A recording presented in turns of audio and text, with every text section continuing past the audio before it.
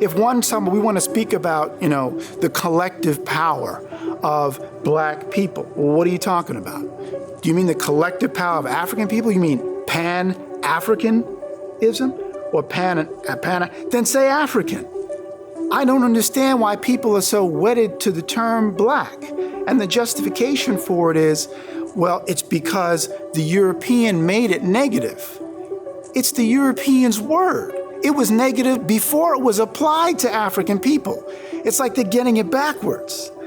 It isn't that Europeans said, we're going to make this word black negative in order to accommodate our desire to devalue African people or dark-complexioned Asian people or dark-complexioned Native Americans. That's not how it worked. The word black, right, absence of light, if you will, was supposed to be understood by any English speaker as largely negative before it was applied to people of African or Asian ancestry.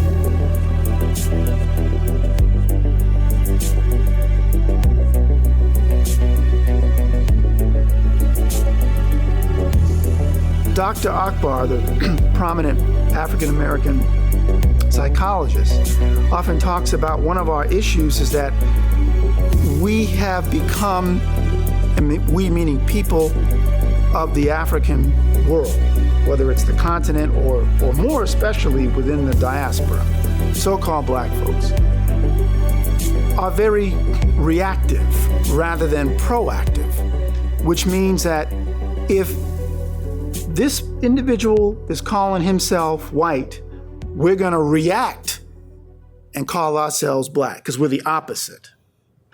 Not really understanding that we're not exactly taking a step in the right direction because now, as I like to say, given all the linguistic and cultural baggage of black, you are trying to push an elephant uphill on roller skates. You're trying to turn a negative into a positive when there's a clean, pure stream nearby to draw from. If you're referring to complexion, in fact, there's a famous scene in the movie Cry Freedom about the life of Steve Biko. The presumption is that this event actually occurred. If it didn't, it still made sense in terms of the screenwriters and Richard Attenborough putting it into the film. And that is, Steve Biko is in court. He's charged with basically, being seen as a threat to the apartheid system, and he was banned. So he's in court talking to the European judge, the Moor British judge, and the judge says to him, "Why call yourselves black? I mean, you people are more brown than black." And Biko says, "Why do you call yourselves white? You people are more pink than white." And the judge goes, "Precisely." But there's no deeper unpacking of what just occurred. And it raises an important question about systems of oppression. Why did Europeans decide to designate themselves as white? More specifically, English-speaking Europeans, because the term white is an English term. When you know why they chose the term, then you know what they sought to gain by it. When you also see that they leveled the term black against us, Asiatics, Africans, Asians, then you know what they sought to gain by imposing that on us.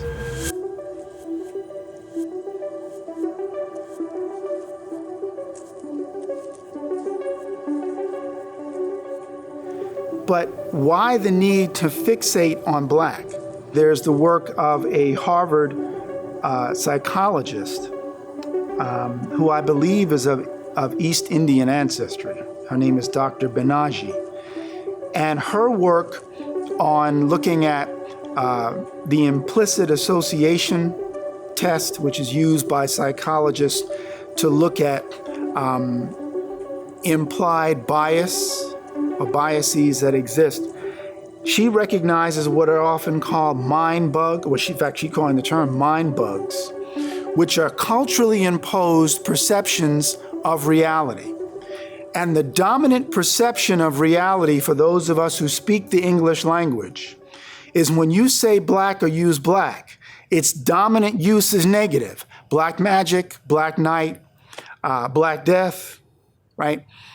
And to try to overcome that is very difficult. Now, this is a Harvard faculty member, psychologist, prominent psychologist, who's pointing this out, and she calls them the mind bugs. Now, part of what people can do, you could say, well, you need to get people to stop thinking of black as something negative.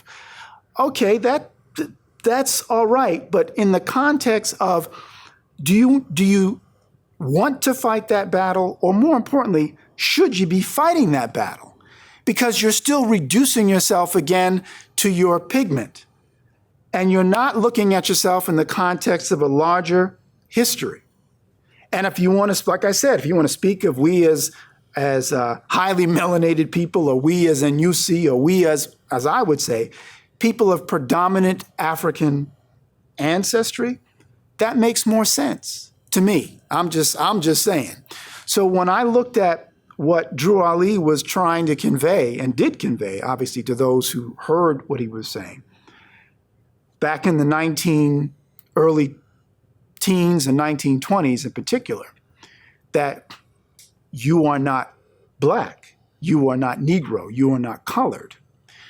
Just on a psychological level, I can see the value.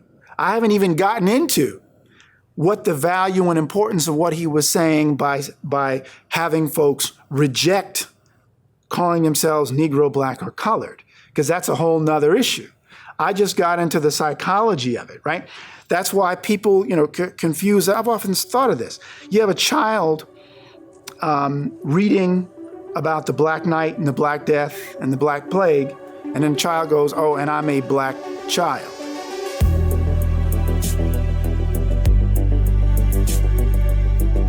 What Benaji and others, Eric Heyman, who's another social psychologist who's talked about this issue of implicit bias and its roots not in the individual mind. Part of the perspective on this is many psychologists are now trying to figure out why is it that police tend to shoot quote unquote black men at the rates that they do.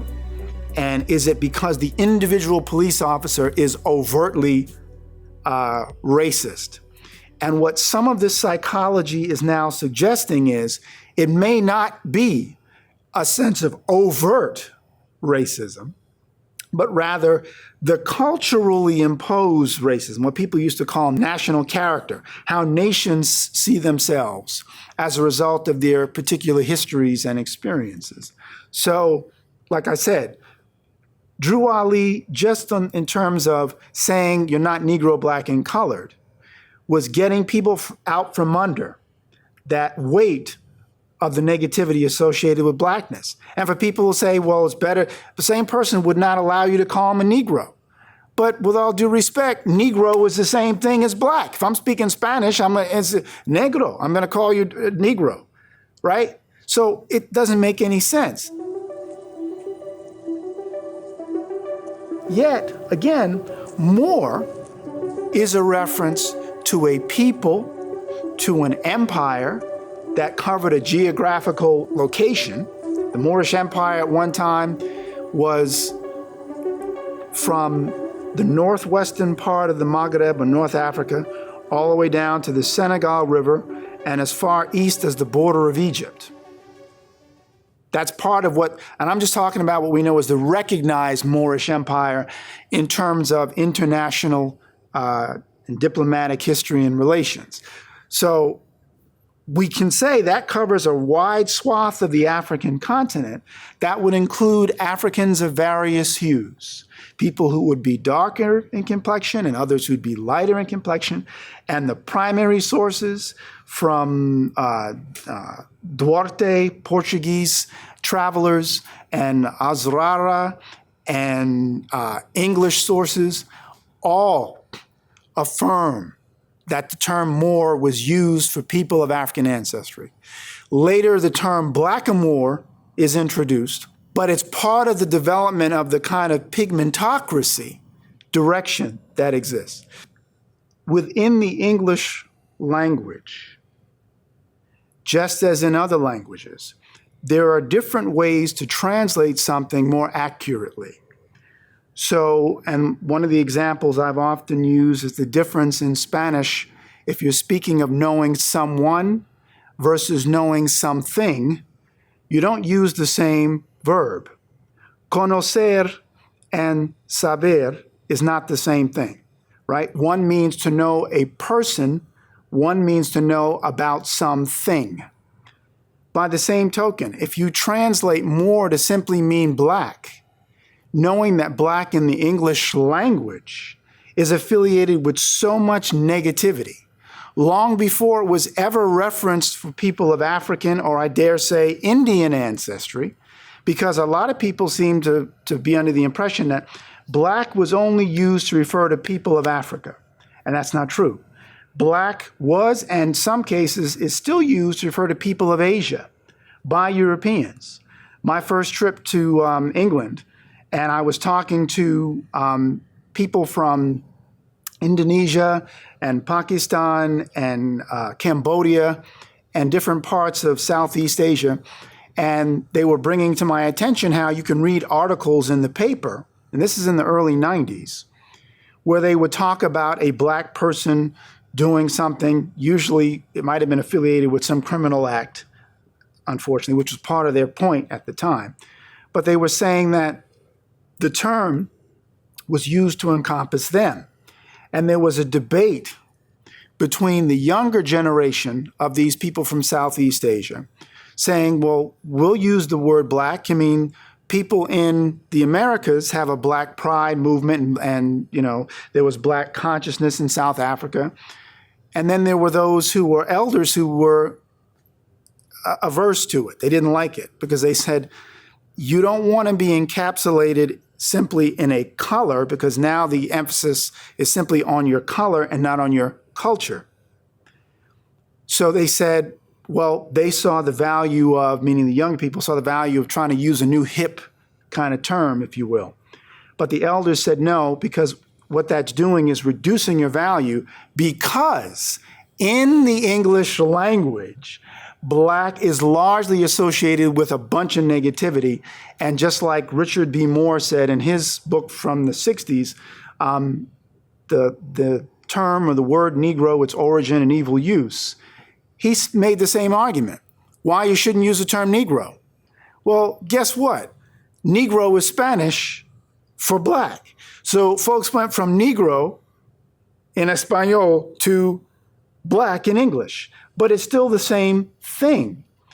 And I literally mean thing.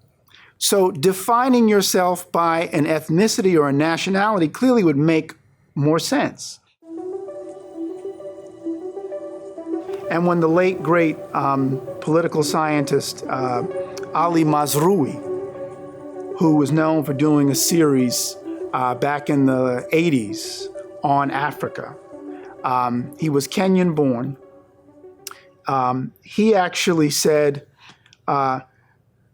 black people are the only group in the United States that is designated racially as opposed to geographically, right? Or nationally. And this is part of the problem, right? You have, and that's why I've said to people all the time, why don't we speak of yellow Americans, right? If we're going to use the color nomenclature, use it across the board. Just use it all the time. But if someone will say, well, I'm Irish, I'm German, I'm black, and they're running through their lineage, and I'm going, all right, Germans come from Germany, the Irish come from Ireland, black, what is that? At least, well, because we don't know where we're from. You can at least say Africa. At least say Africa, right? At least say African. I know I have some African answers. And now in this day and age, you can even do an Ancestry.com test, and they can tell you right? What part of Africa, what ethnic group or nation or so-called tribe one is from, right? So the value of not identifying with Black is it compels you to be more specific in identifying culture, knowing your geographic origin, knowing your history. Don't worry, you don't need to memorize everything from this chapter. You can click on the link in the description below and download the study notes for this chapter for free. Using the exact notes from this video will definitely elevate your own studies. Also, be sure to subscribe to Amexem and hit the notification bell for more videos and resources just like this one. We'll see you in the next video. Peace and love.